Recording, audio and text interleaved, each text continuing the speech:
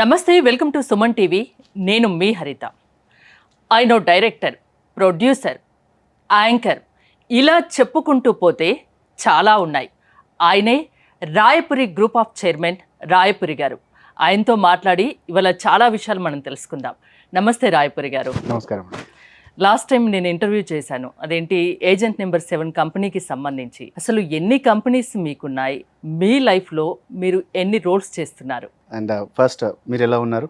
నేను చాలా బాగున్నా అండి. గ్రేట్ అండి, great, nice to hear. So నాకు మొత్తం 3 కంపెనీస్ అండి. సో దాంట్లో first R square media. So R square media అనేది అడ్వర్టైజింగ్ ఏజెన్సీ. అది 2018లోనే స్టార్ట్ చేశాను. సేమ్ అదే టైంలో 2018లోనే ఏజెంట్ నెంబర్ 7 రియల్ ఎస్టేట్ది స్టార్ట్ చేశాను. సో నాకు యాడ్స్లో ఎక్కువ మంది రియల్ ఎస్టేట్ క్లయింట్స్ రావడం వల్ల సో వాట్ అని రీసెర్చ్కి అలా చేస్తూ నేను అది ఏజెంట్ నెంబర్ 7 స్టార్ట్ చేశాను. ఆర్ స్క్వేర్ మీడియా కూడా సేమ్ అదే టైంలోనే స్టార్ట్ చేశాను. సో దాని తర్వాత వచ్చేసి S1 techno. So it's an IT consulting company అనమాట, ఇన్ఫర్మేషన్ టెక్నాలజీ. అది వెరీ రీసెంట్గా స్టార్ట్ చేశాను. సో ఈ 3 కూడా నా పేరు మీదనే ఉన్నాయి. అండ్ ఇంకొకటి ఎడ్యుకేషన్ ఉంది, అది 4th one, IISC, the Indian institute of software education. అది తను నా వైఫ్ చూసుకుంటూ ఉంటుంది. సో ఈ 4 కంపెనీస్కి గ్రూప్ ఆఫ్ కంపెనీస్ లాగా పెట్టాను. And going good, happy to. Writer, director, producer, business man, ఇంత టైం ఎక్కడ దొరుకుతుంది మీకు అసలు? అంటే బిజినెస్ స్టార్ట్ చేసినప్పుడు రైటర్గా డైరెక్టర్గా అంటే నాది యాడ్ ఏజెన్సీ కాబట్టి I'm very much passionate about make a film.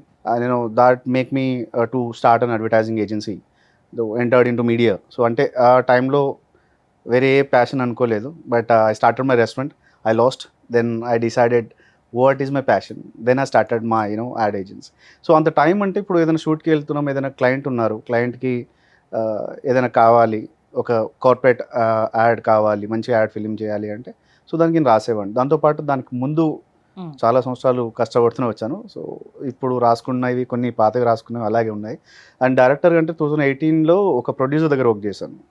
So అది గోయింగ్ అంతే, ఇంకా టైం అలా స్కెడ్యూల్ చేసుకుంటూ వెళ్తున్నాను అనమాట.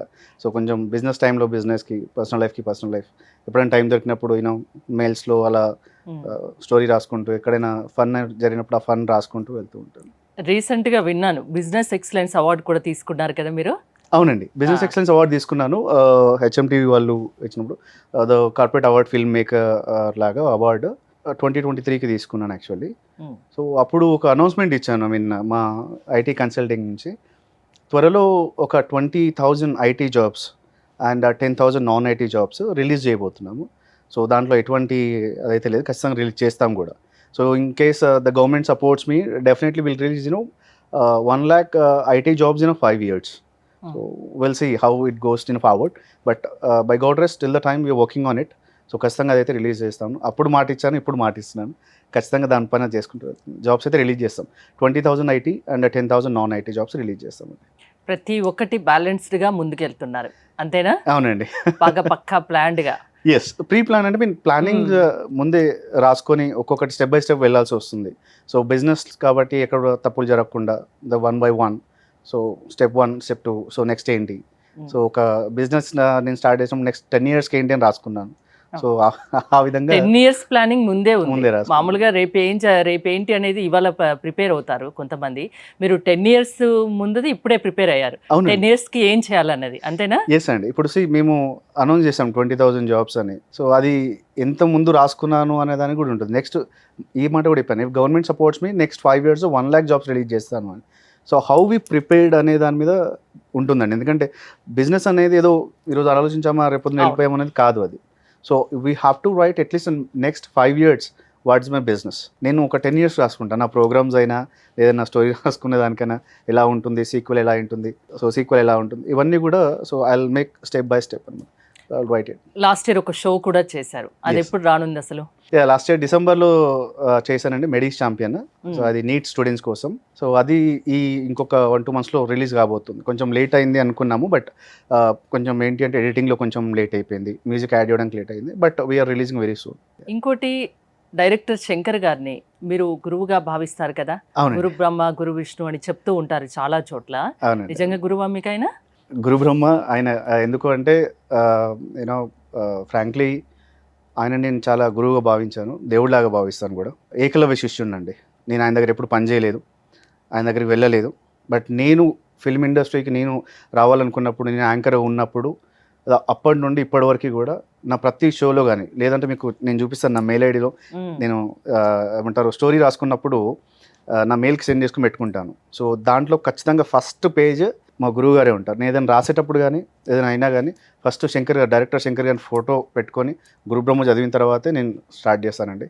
అండ్ ఆయన నాకు ఎప్పటి నుంచో గురువులాగా భావించుకుంటూనే వస్తున్నాను.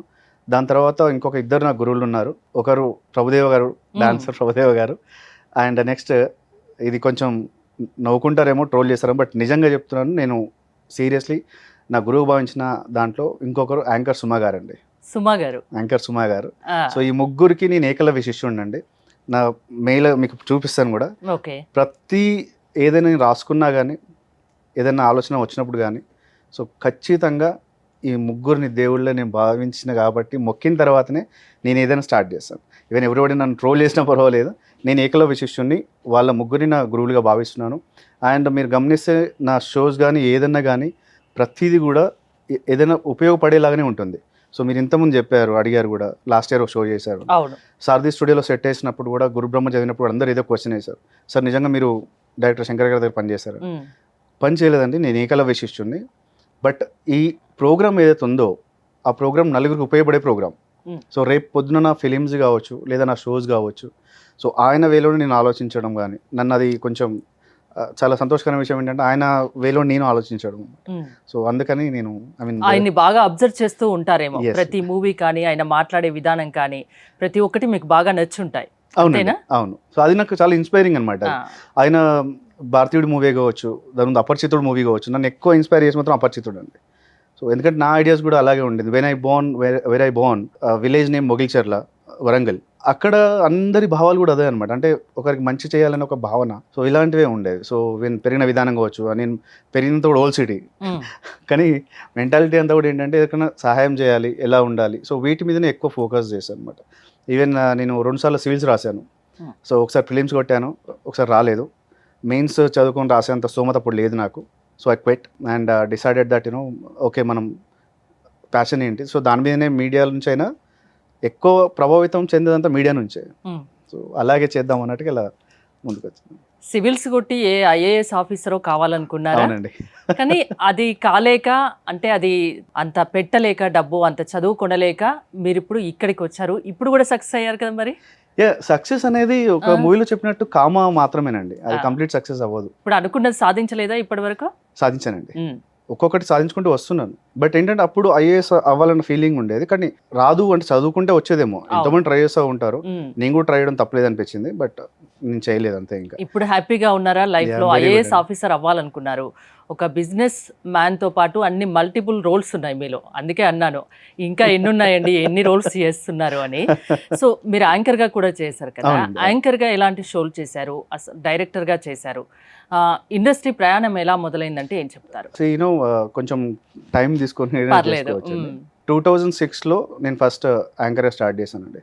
చిన్న చిన్న కార్పొరేట్ ఆఫీస్, ఇప్పుడు ఫర్ ఎగ్జాంపుల్ సుమన్ టీవీ ఉంది, ఏదైనా ఈవెంట్ చేస్తుంది. సో ఇలాంటి ఈవెంట్స్కి నేను హిందీ, ఇంగ్లీష్లో యాంకరింగ్ చేసేవాడిని. అప్పుడు సత్యం నిపుణలో జాబ్ చేస్తూ సో పార్ట్ టైమ్గా నేను యాంకరింగ్ చేసేవాడిని. బట్ 2010లో నా ప్రయాణానికి ఇంకో కొత్త మలుపు తిరిగింది. సో 2010లో నేను ఎంబీఏ చేస్తున్నప్పుడు ఒక నా కాలేజ్ ఈవెంట్, సో యాంకర్గా వేరే వాళ్ళని సెలెక్ట్ చేశారు, బట్ నన్ను సెలెక్ట్ చేయలేదు. ఎందుకంటే ఫస్ట్ బెంచ్లో కూర్చుంటా, కాకపోతే వెనక నుంచి. సో అలా ముందు అనుకున్నారా మీరు? సో ప్రొఫెసర్స్కి కాలేజ్లో టాప్ లిస్ట్లో నేను ఉండేవాడిని, బట్ లాస్ట్ బెంచ్ కాబట్టి మనకు అంత ఛాన్స్ ఇచ్చేవాళ్ళు కాదు.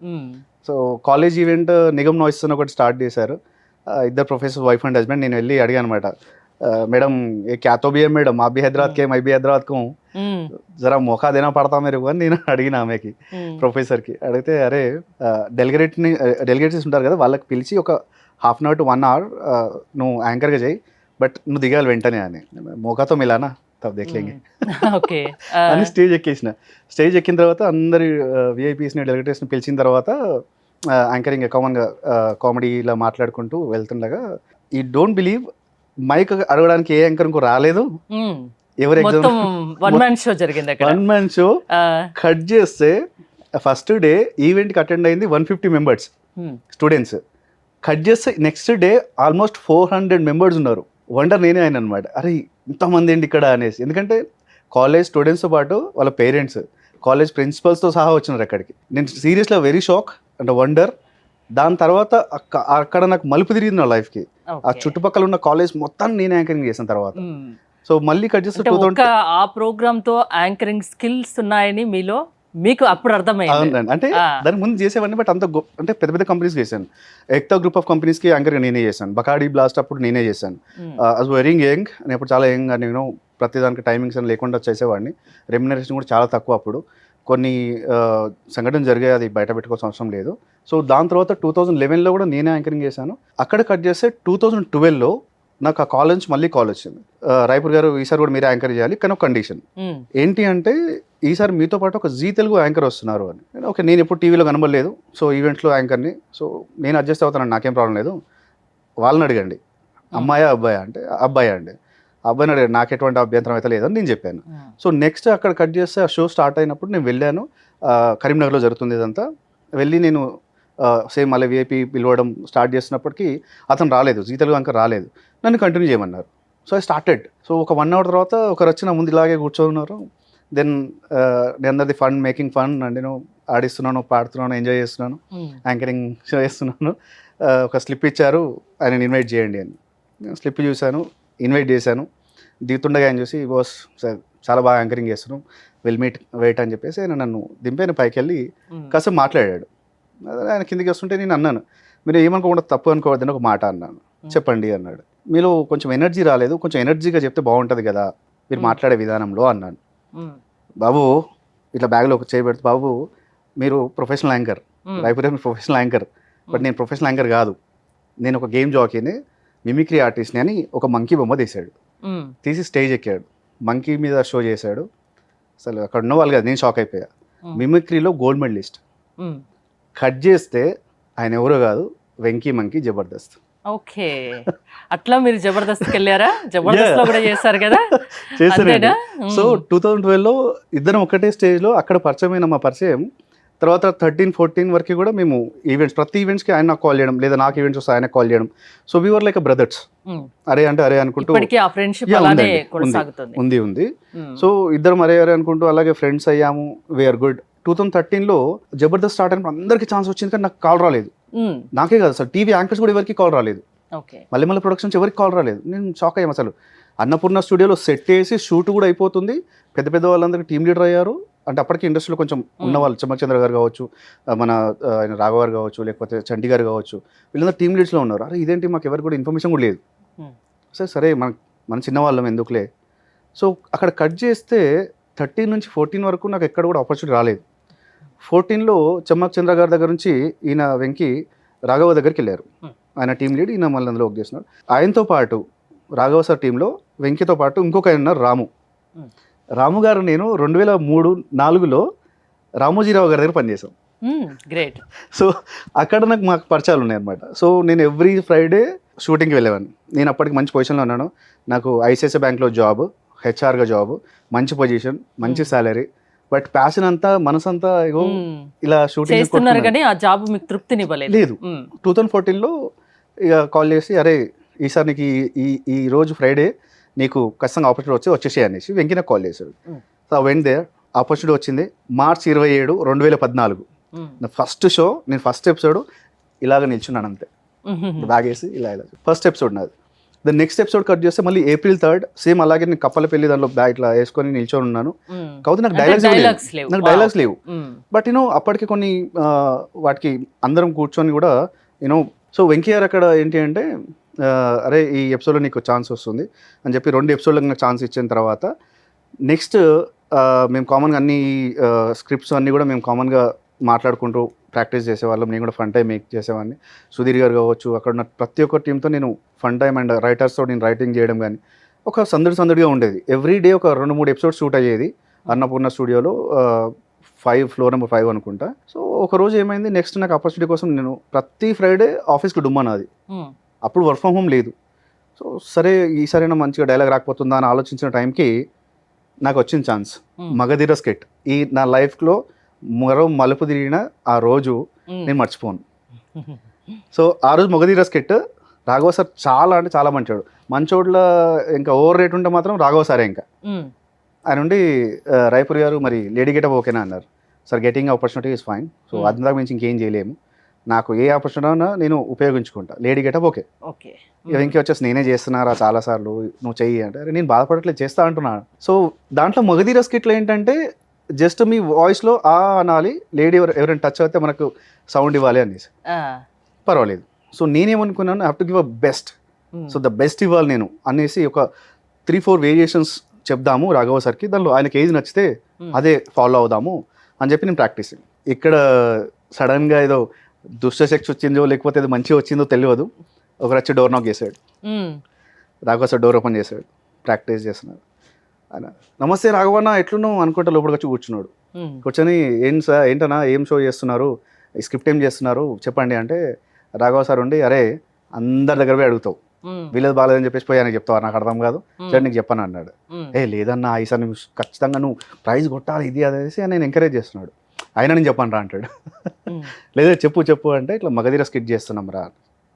అవునా బాగుందన్న, ఇది కాన్సెప్ట్ బాగుంది, ఈ లేడీ గెటప్ ఎవరు అన్న, ఈ కొత్త అబ్బాయి అని ఆ, నాకు చూపించాడు. ఆయన ఎవరైతే ఎవరెవరని అడిగాడో ఉమ్. ఒక ఒక ఒక సెకండ్ కూడా ఆకుండా ఏ ఏంది రాఘవన్ నా కొత్త వాళ్ళతో చేస్తావా నువ్వు, అప్పుడు మీకు చాలా అర్థం బాధ కాదు. అనిపించి ఉంటది. ఆ, నాకు అర్థం కాలేదు. అప్పటి వరకు ఒక ఛాన్స్ కోసం వెయిట్ చేస్తే నాకు రాక అసలు ఛాన్స్ ఒక వచ్చింది. డైలాగ్ వచ్చింది, నేను దీన్ని ఎలా చేయాలని నేను ప్రాక్టీస్ చేస్తుంటే మధ్యలో ఈడెవడరా అసలు అన్న అది నాకు కోపం బాగా వచ్చేసింది. ఓ సీరియల్లో కనుక అందరూ ఒకరి ఫేస్లో ఒకరు చూసినట్టు ఆ మాట రంగానే సడన్ గా వెంకీ మీకు మాటలు రాలేదు. నాకు రాలేదు, వెంకీ ఒక్కసారి ఇట్లా షాక్, రాము అన్న షాక్, నాకు చూస్తున్నారు, రాఘవ సార్ నన్ను చూస్తున్నాడు, వీనికి ఏం ఆన్సర్ ఇవ్వాలని. సార్ మీకు నచ్చకపోతే నేను డ్రాప్ అవుతాను, నేను పర్వాలేదు ఐ వెయిట్ ఫర్ నెక్స్ట్ ఎపిసోడ్కి వెయిట్ చేస్తాను. ఇక రాఘవ సార్ ఉండి వెంకీ చూడండి వేరే వాళ్ళని తీసుకోండి అని చెప్పేసి నేను లిటరల్గా ఏడ్చిన, నాకు చాలా బాగా ఎందుకంటే ఆ రోజు కోసం చాలా రోజులు వెయిట్ చేశారు, దానికోసం ప్రాక్టీస్ చేశారు. ఆ చిన్న డైలాగ్ అయినా అదొకటి నేను కనిపించాలి అనుకున్నారు. ఆ చివరి వరకు వచ్చి అవకాశం చేజారిపోతే నిజంగా బాధ ఉంటుంది.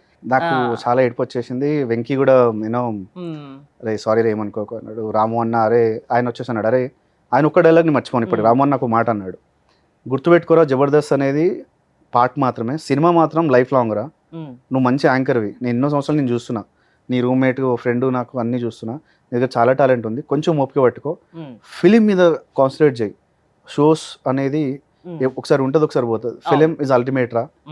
ఆ రాము అన్న మాటకి నేను చాలా ఫిదా అయిపోయినా. దాని తర్వాత తడక అని ఒక ప్రోగ్రామ్ స్టార్ట్ అయింది, ఎవరిది మల్లెమల్ల ప్రొడక్షన్ వాళ్ళది తడక అని ఒక ప్రోగ్రామ్ స్టార్ట్ అయింది, మిమిక్రీ ఆర్టిస్ట్లు అనమాట. అక్కడ ఒక శ్రీనివాస్ ఒక ఆయన పరిచయం అయ్యాడు అనమాట. ఆయన మంచి మిమిక్రీ ఆర్టిస్ట్. ఆ టైంలో ఆయన ఏజ్ 26-27. మిమిక్రీ అంటే అందరూ ఈ టైంలో నేర్చుకోలే విధానాన్ని అది చేసినారా. ఒకవేళ నువ్వు ఫిలిం ఇండస్ట్రీలో ఉండాలనుకుంటే 365 రోజులు తిని తాగి పక్కలో తాగిపించి తినిపించేంత డబ్బు ఉంటేనే ఇండస్ట్రీకి రా, లేకపోతే రాకు. అప్పుడు సోషల్ మీడియా ఎంతగానో లేదు, అవును లేదు, అసలు ఎవరికి ఎంత ఇది లేదు, కనబడాలన్నా ఏం లేదు. అలాంటి టైంలో వీళ్ళిద్దరు మాటలు నాకు ఇంకా బలాన్ని ఇచ్చినాయి, అంటే బాధపడ్డదానికి కూడా బలాన్ని ఇచ్చింది. సో అప్పుడు మళ్ళీ ఒక 2-3 వీక్స్ ఒక్క ఛాన్స్ కోసం వెయిట్ చేశాను. నాకు ఎక్కడ ఛాన్స్ రాలేదు, నేను అడుగుతున్నాను నాకు ఒక ఛాన్స్ ఇవ్వండి, ఎక్కడ ఛాన్స్ రాలేదు. రాఘవ సార్ని అడిగినా, వెంకయ్యని అడిగినా, రామోహన్ అందరికి అడిగినా అసలు ఎక్కడ ఛాన్స్ రాలేదు. నేను జాబ్ వదిలేసిన, నా వల్ల రాలేదు, ఇంకా జాబ్ వదిలేసిన. జాబ్ ఐసిఐసిఐ బ్యాంక్లో మంచి పొజిషన్లో మంచి సాలరీ తీసుకుంటా, నేను జాబ్ వదిలేసిన. ఒక 3 షోస్ రాసుకున్నా, గేమ్ షోస్. దెన్ ఇమీడియట్ ఒక 2 కాన్సెప్ట్స్ మూవీస్కి రాసుకున్నా. నేను అనుకునే అన్ని రాసుకొని ఒక బుక్ ఫైల్ పట్టుకున్నా. నేను తిరగని ప్రొడక్షన్ హౌస్ లేదు, ఇంక్లూడింగ్ అల్లు ఎంటర్టైన్మెంట్తో సహా. నేను తిరగని అది లేదు, నేను ఒక్కొక్కరి ప్రొడ్యూసర్ కలవని అది లేదు. బట్ అప్పటికి నేను ఒక మూవీ చేశాను, 2 మూవీస్కి రాశాను, పెద్ద మూవీస్. బట్ నా పేరు ఎక్కడ రాలేదు, డబ్బులు తీసుకున్నాను, అందుకని చెప్పి మూవీస్ చెప్పలేదు. ఒక ఫిలింలో యాక్ట్ చేశాను, గోపి మన ఫిలిం ఒకటి వచ్చింది, యాక్ట్ చేశాను అందులో, తాగుబోతు క్యారెక్టర్. ఆ మూవీకి నేనే రైటర్ కూడా ఉన్నా, కొన్ని డైలాగ్స్ వేణుమాధవ్ గారు డైరెక్ట్ చేశారు అది. సో అంతా ఉన్నా నాకు ఎక్కడ ఛాన్స్ రాలేదు. నాకు ఇంకా నాలో నేను బాధపడుతూ వస్తున్నా. కట్ చేస్తే 2015 మళ్ళీ నేను జబర్దస్త్కి వెళ్ళి నేను మళ్ళీ బాధపడ్డ రోజు అది. నడి రోడ్డు మీద 3 కాలు పట్టుకున్నా, ఒక్క ఛాన్స్ ఇవ్వండిరా నాకు అని. నాకు ఛాన్స్ కాదని అసలు ఎవరు పట్టించుకోలేదు. ఎందుకు అంటే అప్పటికి వాళ్ళంతా హీరో లెవెల్లో ఉన్నారు. I mean they are great position, వాళ్ళ కష్టానికి ఒక మంచి అది వచ్చింది అప్పుడు. బట్ నా కష్టానికి ఇంకా రాలేదనిపించింది. ఆ రోజు మళ్ళీ ఏడ్చిన. నా లైఫ్లో ఇలాంటి రోజు నాకు రావద్దని ఫిక్స్ అయిపోయిన ఆ రోజే. ఇంకా నీ వర్డ్ మీరు బాగా బ్యాడ్ తీసుకోకండి, బ్యాన్ చేతి ఏడికైతే అడికేంద్ర పోయి నా సొంతంగా షో చేయాలి, ఏమన్నా కానీ ఏమన్నా కానీ నేను సొంతంగా షో చేయాలి. కట్ చేస్తే 2023 డిసెంబర్ 16 సారథి స్టూడియో సెట్ చేసిన, షో చేసిన. పట్టుదలతో అనుకున్నది సాధించారు. ఈరోజు మరి మీరు ఈ స్థాయిలో ఉండడానికి ఆ వ్యక్తే కారణం కదా. ఆయన అలా అని ఉండకపోతే మీరు అంత పట్టుదలగా అంత ఛాలెంజింగ్గా తీసుకొని ఉండకపోయేవారు. Yes, అవునండి. అంతేనా? అవును, ఎందుకు అని నేను తప్పట్లేదు, నేను అప్పుడు తప్పట్టాను. తర్వాత నాకు ఆ ఆలోచన వచ్చింది చూడండి, ఐసిఐసిఐ బ్యాంక్లో అంత మంచి పొజిషన్లో ఉండి జాబ్ మానేశాను అంటే నా సొంతంగా ఎదగాలని ఒక పట్టుదలతోటి రావడానికి రీజన్ అయితే అబ్బాయి. నేను ఎంత చాలా పాజిటివ్ తీసుకున్నాను. నేను చాలాసార్లు కలవడం కూడా ట్రై చేశాను. అరే థ్యాంక్స్ అండి, వారు రాకపోయింటే నాది వేరే పొజిషన్ ఉండేది. ఎందుకంటే అప్పుడు నా యాటిట్యూడ్ వేరే ఉండేది. సో 2018లో నేను ప్యాషన్గా నేను యాడ్ ఏజెన్సీ స్టార్ట్ చేశాను, అవార్డ్స్ తీసుకున్నాను. టైమ్స్ ఆఫ్ ఇండియా నుంచి నేను అవార్డు తీసుకున్నాను, బిజినెస్ ఎక్సలెన్స్ అవార్డు తీసుకున్నాను, corporate art film maker award తీసుకున్నాను, ఒక 70 మందికి ఉపాధి కల్పించాను. సో ఇప్పుడు నా దగ్గర 70 మంది ఎంప్లాయీస్ ఉన్నారు నా దగ్గర. ప్రతి ఒక్కరికి నేను ఎవ్రీ మంత్ సాలరీస్ పే చేస్తున్నాను. సో ఒక పొజిషన్కి వచ్చాను నేను, అంటే కారణం అయితే అబ్బాయి. ఆ రోజు నన్ను వాడు ఇన్సల్ట్ చేయకపోయి ఉంటే మాత్రం నేను ఈ రోజు ఉండే పొజిషన్ కాదు. అప్పుడు ఎంత బాధపడి ఉంటారో మీ మాటల్ని బట్టి నాకు అర్థమవుతుంది. సో ఏదైనా మన మంచికే అని మన పెద్దవాళ్ళు చెప్తుంటారు, అది మీ విషయంలో 100 పాళ్ళు వాస్తవం, అంతేనా? అవునండి. ఎందుకంటే 2015 తర్వాత కట్ చేసి నాకు ఎంత టైం గ్యాప్ వచ్చింది, బట్ నేను ఎక్కడ కింద పడలేదు. అంటే నాకు నేను నిలబడుతూనే వెళ్ళాను. 2023 డిసెంబర్ 16 నేను డేట్స్ అన్నింటిని గుర్తుపెట్టుకున్నాను. డిసెంబర్ 16 సారథి స్టూడియోలో పెద్ద సెట్ వేసాను. ఇంత పెద్ద సెట్ వేసి నీట్ స్టూడెంట్స్ కోసం చేసిన ప్రయాణం సక్సెస్ అయింది. నాకు ఎంతోమంది ఆశీర్వాదం వచ్చింది నాకు అప్పుడు. సో ఐఎమ్ రియలీ హ్యాపీ అనమాట. త్వరలో రిలీజ్ కాబోతుంది. సో నాకు చాలా సంతోషం ఇచ్చింది. సో ఆ రోజు మీకు అసలు జబర్దస్త్ ప్రోగ్రామే ఒక లైఫ్ నిచ్చింది, అంతేనా? మళ్ళీ ఛాన్స్ వస్తే వెళ్తారా? పిలిస్తే వెళ్తారా ఏమైనా చేయడానికి? లేదు, జబర్దస్త్ కి ఒకవేళ జడ్జిగా పిలిస్తే వెళ్తాను, కానీ మళ్ళీ కామెడీగా యాక్ట్ చేయడం లేదండి, చేయను. ఓకే. సో బిగ్ బాస్ లో ఛాన్సెస్ వెళ్తారా? బిగ్ బాస్ లో ఛాన్సెస్ వెళ్తారంటే 50-50 అండి. ఎందుకంటే మీకు కౌశిక్ మరేడి అని ఒక అబ్బాయి తెలుసా, అతను ఫినాన్స్ మీద చెప్తా ఉంటాడు. సో ఆ అబ్బాయిని నేను బిగ్ బాస్ లో చూడాలని చాలా అనుకున్నాను. అబ్బాయి కూడా నాకు పరిచయమే, చాలా మాట్లాడుతూ ఉంటాం కామన్గా. ఆ అబ్బాయిని ఇయర్ అసలు యాక్చువల్ బిగ్ బాస్లో చూడాలని చెప్పి నేను రిఫర్ చేయాలని చాలా అనుకున్నాను, బట్ నేను రిఫర్ చేయలేకపోయాను. ఒకవేళ నాకు ఛాన్స్ దొరికితే ఫస్ట్ నాకంటే ముందు కౌశిక్ మరేడి అనే అబ్బాయిని తీసుకెళ్ళి బిగ్ బాస్లో చూడాలని కోరుకుంటున్నాను, నాకంటే ముందు. ఎందుకంటే హీస్ ఇంట్రెస్ట్ లేదని నాకు తెలియదు, బట్ అలాంటి వాళ్ళు బిగ్ బాస్లో ఉంటే బాగుంటుంది. అంటే షోకి ఒక కలర్ రావాలి అంటే అన్ని రకాల పీపుల్ ని తీసుకొస్తున్నారు కదా బిగ్ బాస్ లో. సో ఇలాంటి కౌశిక్ లాంటి వాళ్ళు కూడా బిగ్ బాస్ లో ఉండాలి. సో నేను ఈసారి రిఫర్ చేద్దాం అనుకున్నాను, యాక్చువల్లీ ఖచ్చితంగా అనుకున్నాను. వెళ్ళి మనకు తెలిసిన డైరెక్టర్స్తో మాట్లాడైనా ఆయనను ఎలాగైనా పెట్టాలి. ఈవెన్ నాకు ఉంది ఇందులో ఏమంటారు డైరెక్టర్గా, నేను కూడా మెంబర్ని కాబట్టి వెళ్ళి ఎట్లయినా అతన్ని తీసుకెళ్ళాలని అనుకున్నాను. నాకు ఛాన్స్ వచ్చిన రాకపోయినా ఆయనకి రావాలనుకున్నాను నేను. బట్ ఆయనకు అంటే అనౌన్స్మెంట్ చేశారు, ఆయన పేరు లేదు అందులో. మీకు ఛాన్స్ వచ్చినా వెళ్తారు 50-50 అని. అందుకే ఆ అబ్బాయికి ఫస్ట్ నాకంటే ముందు అబ్బాయికి ఇస్తా ఛాన్స్. ఒకవేళ నాకు వస్తే రిఫర్ చేస్తా, లేదు అంటే నేను కూడా వెళ్తాను. ఈ ఇయర్ కూడా ఏమన్నా షో చేసే ప్లాన్ లో ఉన్నారా? ఇది చాలా ఇంపార్టెంట్ మా ఈ విషయం చెప్పడానికి ముందుకు వచ్చాను. సో ఇప్పటివరకు నా ఏదో గతంలో వెళ్ళాను, సారీ. బట్ సీరియస్గా ఏంటంటే నేను ఒకటి సాధించాలని ఒక సంతోషంలో ఎగ్జైట్లో మాట్లాడాను, ఏమనుకోవద్దు. బట్ పర్లేదండి, మీరు కూడా చాలా మందికి ఇన్స్పిరేషన్ అవుతారు, ఎందుకంటే మీరు పడ్డ చోటే లేచారు. అవునండి. సో చాలా నేర్చుకున్నారు. అవును, ఎక్కడైతే అవమానించారో అక్కడే మీరేంటో ప్రూవ్ చేసుకున్నారు. థ్యాంక్స్ మా, బాగా అర్థం చేసుకున్నారు. సో ఈ ఇయర్ ఏంటంటే సేమ్ మళ్ళీ డిసెంబర్లో ఒక షో చేయబోతున్నాను. ఐ హోప్ మీకు షార్క్ ట్యాంక్ ఐడియా ఉందా? షార్క్ ట్యాంక్ మన తెలుగులో కూడా ఆహాలో ఒక ప్రోగ్రామ్ వచ్చింది, సూపర్ ఉమెన్ అని చెప్పేసి. సేమ్ అలాంటి ప్రోగ్రామే. సో మీరు అనుకోవచ్చు సార్ కాపీ కాదండి, similar. Okay. So in case ఇది ఒకసారి జాగ్రత్తగా అందరూ వినండి. ఈ షో ఎవరైతే చూస్తున్నారో ప్లీజ్ అందరూ జాగ్రత్తగా వినండి. నేను మళ్ళీ డిసెంబర్లో షో చేయబోతున్నాను. అది దానికి అప్లికేషన్స్ కూడా స్టార్ట్ అయిపోయింది, ఆగస్ట్ నుంచే స్టార్ట్ అయింది. ఆ షో ఏంటి అంటే, ఇన్ కేస్ మీద ఒక బ్రిలియంట్ ఐడియా ఉంది, అవునండి నాకు బ్రిలియంట్ ఐడియా ఉంది, నాకు ఇన్వెస్టర్స్ లేరు. సో ఇమ్మీడియట్గా yes1techno.comలోకి లాగిన్ అయ్యి దాంట్లో మీ డీటెయిల్స్ ఇచ్చేసేయండి. మీకు ఏదైతే ఐడియా ఉందో ఆ ఐడియాని ఏంజిల్ ఇన్వెస్టర్స్ ముందు మేము ప్రజెంట్ చేస్తాం. వాళ్ళకి నచ్చిందంటే మీ ఇద్దరిని పెట్టేసి డిసెంబర్లో సేమ్ మళ్ళీ సారథి స్టూడియోలో షూట్ చేస్తాం. సో ఎవరైనా ఇన్వెస్ట్ చేయొచ్చు దాంట్లో? ఇన్వెస్టర్కి ఏంటి లాభం? ఇన్వెస్టర్స్కి ఇచ్చి ఇప్పుడు ఒకవేళ మీరు ఇన్వెస్ట్ చేయాలనుకుంటే కనుక, ఒకవేళ వేరే దగ్గర ఐడియా బాగుంది, ఆ కాపీ మా దగ్గరకు వచ్చింది, మేము మీకు ప్రజెంట్ చేయాలి అనుకుంటే మీరు కనుక ఇన్వెస్టర్ మా దాంట్లోకి రావాలి అంటే మినిమం 2 years ఉండాలండి. మినిమం 2 years కంపల్సరీ ఉండాలి. అలా ఉండి మంచి బిజినెస్ ప్రొఫైల్ ఉన్న వాళ్ళని మాత్రమే మేము ఇన్వెస్టర్స్గా తీసుకున్నాము. ఆల్రెడీ ఉన్నారు మన దగ్గర ఇన్వెస్టర్స్. సో అందుకని అంటాను, ఎవరి దగ్గర మంచి ఐడియా ఉంది, గ్రేట్ ఐడియా ఉంది, అవును నా ఐడియాని పబ్లిక్లో తీసుకెళ్ళాలనుకుంటున్నాను, నాకు ఇన్వెస్ట్మెంట్ లేదు అని బాధపడే వాళ్ళ కోసం మళ్ళీ ఈ ప్రోగ్రామ్ చేస్తున్నాం అనమాట. ఓకే. సో ఎవరైనా ఇన్వెస్ట్ చేయొచ్చు, ఎవరైనా మిమ్మల్ని అప్రోచ్ అవ్వచ్చు. ఇంట్రెస్ట్ ఉన్న వాళ్ళు, 2 CR మినిమం ఉన్న వాళ్ళు. అది investors point of. Okay. Investors point of లో మీరు ఎంతవరకు మీకు 2 CR నుంచి ఎంత ఇన్వెస్ట్ చేసుకోండి. ఇప్పుడు మేము చేసే ప్రోగ్రామ్ ఏంటంటే ఎవరి దగ్గర ఐడియా ఉంది, ఓకే, ఐడియా మీతో పంచుకోవచ్చు. మాతో పంచుకుంటే ఇప్పుడు ఫర్ ఎగ్జాంపుల్ నాకు ఐడియా ఉందండి, నేనేం చేస్తాను, s1techno.com వెళ్ళి డీటెయిల్స్ ఫిల్ చేస్తాను. ఫిల్ చేసిన వెంటనే S1 Technoకి వెళ్తుంది. అక్కడ నుంచి కస్టమర్ కేర్ నుంచి మీకు కాల్ వస్తుంది, సార్ మీది వచ్చింది మీ ఐడియా మా దగ్గరికి, మీ డీటెయిల్స్ వచ్చాయి, సో ఇన్వెస్టర్స్కి పంపిస్తున్నాము, ఏమైనా చేంజెస్ ఉంటే అని చెప్పి వాళ్ళు చెప్తారని. చేంజెస్ ఉంటే చెప్తారు, చేంజెస్ లేకపోతే వాళ్ళు చూసుకుంటారు మీకు ఇవన్నీ చేయండి అని చెప్పి. అక్కడ నుంచి ఇన్వెస్టర్స్కి వెళ్తుంది. ఇప్పుడు ఫర్ ఎగ్జాంపుల్ మీరు ఇన్వెస్టర్ లాగా రావాలనుకోండి, ఓకే, అలాంటి మీకు దగ్గరికి వస్తాయి అనమాట. సో ఇన్వెస్టర్ పార్ట్ వేరు, ఇది వేరు అనమాట. సో ఇద్దరు అనమాట. సో నా ఐడియా పబ్లిక్లోకి వెళ్ళాలి అంటే నాకు ఇన్వెస్టర్ కావాలి, బట్ నాకు ఇన్వెస్టర్స్ లేరు. సో s1techno.com నుంచి నేను అప్లై చేస్తే ఇన్వెస్టర్స్ని వాళ్ళు తీసుకొస్తారు. సో మీలాంటి ఇన్వెస్టర్స్ని మాకు తీసుకొస్తారు అనమాట. సో ఈ ఇద్దరిని పెట్టి మళ్ళీ సేమ్ సారథి స్టూడియోలో షూట్ జరుగుతుంది. ఇంట్రెస్ట్ ఉన్న వాళ్ళు ఎవరైనా మిమ్మల్ని అప్రోచ్ అవ్వచ్చు. ఈ ప్రోగ్రామ్ చూసి ఎవరైనా ఇంట్రెస్ట్ గా ఉంటే మీకు కాల్ చేయొచ్చు. ఆన్లైన్ డైరెక్ట్ మీరు అప్లోడ్ చేసుకోవచ్చు. మీరు అప్లై చేసుకున్న తర్వాత డాక్యుమెంట్ అడుగుతుంది, డాక్యుమెంట్ అప్లోడ్ చేస్తే మేము వాటిని, మా దగ్గర ప్రజెంట్ 7 ఉన్నారు, టాప్ మోస్ట్ ఇన్వెస్టర్స్ ఉన్నారు. సో వాళ్ళు ఆల్మోస్ట్ 10 CR వరకైనా పెట్టడానికి రెడీగా ఉన్నారు. సో వాళ్ళ దగ్గర మంచి ఐడియా వెళ్ళింది, సో వాళ్ళకి పంపించిన తర్వాత వాళ్ళు చూసుకొని అవును మీ ఈ ఐడియా మాకు నచ్చింది అంటే ఇద్దరు ఒక దగ్గర కూర్చోబెట్టి షూట్ చేస్తాం. సో మూవీ తీసే ప్లాన్ లో కూడా ఉన్నట్టు తెలుస్తోంది. అవునండి. అంటే ఎలాంటి మూవీ, హీరో ఎవరు అనుకుంటున్నారు, హీరోయిన్ ఎవరు అనుకుంటున్నారు, అదేమన్నా అనుకున్నారా? అంటే అనుకున్నాను, చెప్పాను కదండి అప్పుడు నేను స్టోరీస్ రాసుకున్నాను, సో 1 by 1 చేసుకుంటూ వెళ్తున్నానని.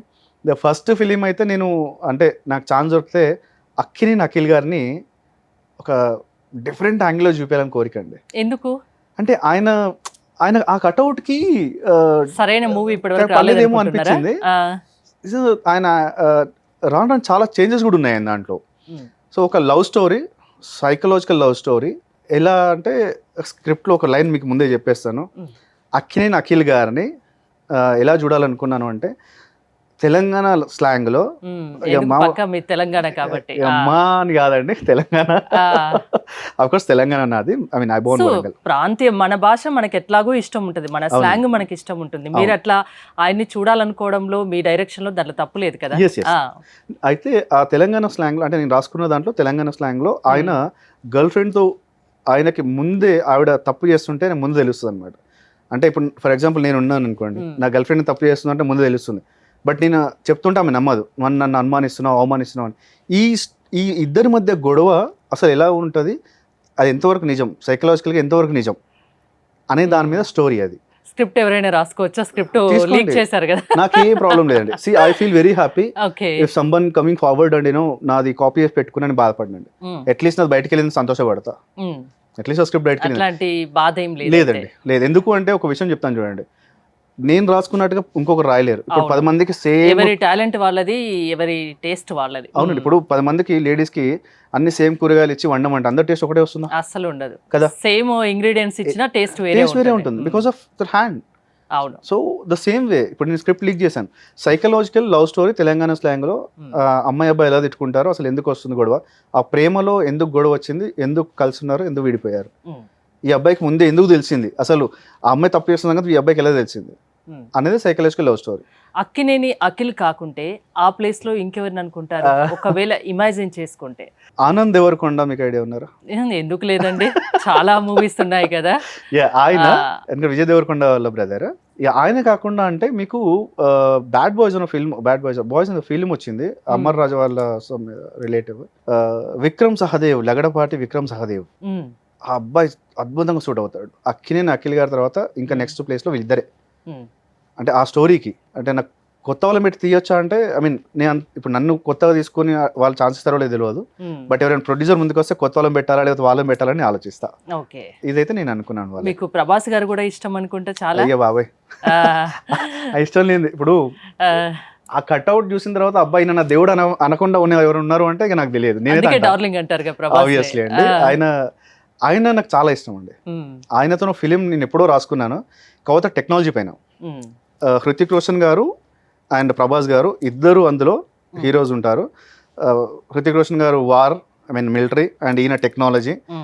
ఇండియా కి ఎలా కాపాడతారో అనే దాని మీద ఒక స్క్రిప్ట్ రాసుకున్నాను. అంటే రైటర్, డైరెక్షన్, మీరు రైటింగ్ అండ్ డైరెక్షన్ అవునండి, మీది అవును, అంతేనా? అవును. ఎవరైనా ప్రొడ్యూసర్స్ ముందుకు వస్తే వీళ్ళతో ఇలాంటి మూవీస్ తీస్తే సూపర్ హిట్ అవుతుందని మీరు అనుకుంటున్నారు? అవునండి, ఆబ్వియస్లీ ఏ డైరెక్టర్ అలాగే అనుకుంటారు. అవును, నా పాయింట్ ఆఫ్ వ్యూలో నేను ఆల్రెడీ స్క్రిప్ట్ కూడా అందుకే చెప్తున్నాను. అవును. టెక్నాలజీలో ఇప్పుడు దానికి ఫిలిం నేమ్ కూడా అప్పుడు పెట్టుకున్నాను, ఇంచ్ అని, ఇండియా వర్సెస్ చైనా యాక్చువల్లీ. ఉమ్, సో ఇంచ్ అనే ఫిలిం రాసుకున్నాను. ప్రభాస్ గారితో తీస్తే ఇంచ్ అనే ఫిలిం తీయాలి ఉమ్, అనే టెక్నాలజీలో మన ఇండియన్ గవర్నమెంట్ ఎలా ఉంటుంది దాని మీద ఒక ఫిలిం అనమాట అది. వార్లో హృతిక్ రోషన్ బ్రదర్ ఎలా చేస్తాడు, సో ఇద్దరిని కలిపి ఆ ఫిలిం అనుకున్నానండి. ఉమ్. Yeah. సో చాలా ప్లాన్స్ ఉన్నాయి మీకు. ఎస్ అండి, అవును. ఎవరైనా ప్రొడ్యూస్ చేయడానికి ముందుకు వస్తే మీ దగ్గర మంచి కంటెంట్ ఉంది, మంచి స్క్రిప్ట్ ఉంది, అంతేనా? ఎస్, అల్లు అర్జున్ గారితో కూడా సినిమా తీయాలన్న ప్లాన్ ఉంది కదా? అవునండి, అవును. స్క్రిప్ట్ ఆల్రెడీ రెడీ చేశారు, అంతేనా? ఎస్. ఎలా, ఎందుకు ఇష్టం అల్లు అర్జున్ అంటే? పుష్ప ఫిలిం చూసిన తర్వాత ఈ క్యారెక్టర్ ఆయన సూట్ అవుతారు అనుకున్నానండి. ఉమ్, ఇప్పటివరకు మీకు 2 ఫిలిం చెప్పాను, ఆ 2 కూడా సేమ్ మా గురువు గారు ఎలా అయితే, ఐ మీన్ ఫిలిం మేకింగ్స్లో ఎలా అయితే మా గురువు అలా అంటే ప్రజలకు ఉపయోగపడేలాగానే తీస్తాను. Okay. అందుకే ఇండియా వర్సెస్ ఒక మెసేజ్ ఓరియంటెడ్ మూవీ. ఎస్ అండి, అంటే మీన్ ఒక చెప్పే విధంగా ఉండాలని. అల్లు అర్జున్ గారితో తీయాలనుకున్న ఫిలిం ఎలా అంటే, మీకు కమల్ హాసన్ గారి ఫిలిం, పాత ఫిలిం పుష్పక విమానం అని ఒక ఫిలిం ఉంటుంది, తెలుసండి. అమల గారు హీరోయిన్. అందులో ఒక్క మాట కూడా ఉండదండి, ఒక డైలాగ్, కేవలం ఎక్స్ప్రెషన్స్ తోనే స్టోరీ మొత్తం నడుస్తుంది. ఎస్ అండి. సో సేమ్ స్టైల్లో మన ఇండియన్ ఎకనామీ మీద అల్లు అర్జున్ గారు అసలు ఎలాంటి మాటలు లేకుండా ఓన్లీ యాక్షన్ అయిన ఎక్స్ప్రెషన్స్ తోటి ఒక ఫిలిం తీయాలనుకున్నానండి. ఆ ఫిలిం కూడా ఆ క్యారెక్టర్ అయినా బాగా సూట్ అవుతుంది. అంటే నేను ఫస్ట్ ఏమనుకుంటే ఈ క్యారెక్టర్ అని చేస్తాడో లేదో అనుకున్నాను, బట్ పుష్ప చూసిన తర్వాత నాకు మైండ్ బ్లాక్ అయింది ఏంటంటే, అద్భుతంగా ఉన్న యాక్టింగ్ అసలు నాకు అరే ఒక్కసారి అదైపోయింది అనమాట. ఓకే, సో ఒకవేళ నాకు ఛాన్స్ వస్తే by God grace Allu Arjun గారితో ఈ ఫిలిం తీస్తాను, ఒక్క మాట ఉండదు ఫిలింలో, ఆయన ఓన్లీ ఎక్స్ప్రెషన్స్, ఇండియన్ ఎకనామీ పైన ఉంటుంది. ఈ మీకు తెలుసా 10 పైసా 20 పైసా ఎందుకు మాయమైంది, 5 రూపీస్ ఎందుకు బ్యాన్ చేస్తున్నారు, సో ఇవన్నీ లేకుండా ఇండియన్ ఎకానమీ మీద సినిమా తీస్తే జనాలకు అర్థమవుతుందా? అఫ్ కోర్స్ అండి, అర్థమవుతుంది అనుకుంటున్నాను, ఆదరిస్తారు అనుకుంటున్నాను. ఎందుకంటే చిన్న డౌట్ నాకు, పుష్పక విమానం అంటే అదొక లవ్ స్టోరీ లాగా ఉంటుంది, అంతేనా? నాకు అంతగా గుర్తుకు లేదు మూవీ, కొంచెంగా గుర్తుంది. ఇప్పుడు ఇండియన్ ఎకనామీ మీద మాటలు లేకుండా తీస్తే ఈ రోజుల్లో అర్థమవుతుందా? అంటే ఒకవేళ అర్థం అవ్వదు, 3 hours ఫిలిం ఎలా తీయగలరు అనే క్వశ్చన్ ఉంటే కనుక ఈ స్టోరీని తీసుకెళ్ళి మా గురుగారు శంకర్ గారికి కానీ లేకపోతే సుకుమార్ గారికి కానీ ఇచ్చేసి, సార్ ఇది స్క్రిప్ట్, సో ఇది నేను రాసుకున్నది, మీరు మాటలు పెట్టి తీస్తారా లేకపోతే మాటలు లేకుండా తీస్తారా, మీరే గైడ్ చేయండి, రెడీ ఉందండి. అల్లు అర్జున్ రీప్లేస్ చేయాలంటే ఎవరిని చేస్తారు? తమిళ్లో విజయ్ ఆంటోనీ గారు బిచ్చగాడు ఫిలిం చేశారు కదా, ఆ మూవీ అసలు ఎవరు మర్చిపోలేదు. ఎందుకంటే ఇండియన్ ఎకనామీ ఎలా జరిగింది ఫస్ట్ నుంచి అనే దాని మీద ఆ క్యారెక్టర్, ఆయన చేసిన క్యారెక్టర్కి అద్భుతం అనమాట. సో చేస్తే ఆయన లేదా ఈయన, లేదు అంటే సుకుమార్ గారి చేతిలో పెడతాను, లేదా మా గురువు గారు డైరెక్టర్ చేతిలో పెడతాను, శంకర్ గారి చేతిలో, వాళ్ళు ఎవరితో తీసినా నాకు అభ్యంతరం లేదు, నేనే తీయాలనుకున్నాకేం లేదు. ప్రభాస్ గారి కోసం కూడా ఒక స్క్రిప్ట్ రెడీ చేశారు, హీరోయిన్ ఎవరు అనుకున్నారు మరి? అయ్యా బాబాయ్, ప్రభాస్ గారికి హీరోయిన్ చూసే అంత రేంజ్ నాకు లేదు. కాకపోతే ఒక్కటండి, ఏం చేస్తానంటే ఒకవేళ నాకు కొందరు హీరోస్ అనుకుంటున్నారు, కొందరు హీరోయిన్స్ అనుకుంటున్నారు, స్క్రిప్ట్ రెడీ చేశారు, ఎవరైనా ప్రొడ్యూసింగ్ చేస్తే ముందుకెళ్తుంది మూవీ. సో మీరు ఎలాగో అనుకున్నారు కాబట్టి ప్రభాస్ పక్కన హీరోయిన్ ఎవరు అనుకున్నారు? అంటే ప్రభాస్ గారి పక్కన హీరోయిన్ నేను అనుకోలేదు అసలు. ఇప్పుడు మీరు గమనిస్తే ఎక్కడ కూడా హీరోయిన్ నేమ్స్ మెన్షన్ చేయలేదు, బట్ కొందరు ఉన్నారు. సో నేనేం చేశానంటే, డార్లింగ్ వెళ్ళి ఆయన ప్రభాస్ గారికి వెళ్ళి, సార్ ప్రభాస్ గారు, డార్లింగ్ ప్లీజ్ ఇగో ఒక 4-5 ఫోటోలు నేను ఇస్తున్నాను, మీ పక్కన ఎవరు యాక్ట్ చేయాలో మీకు ఎవరు నచ్చని చెప్పండి అంటాను.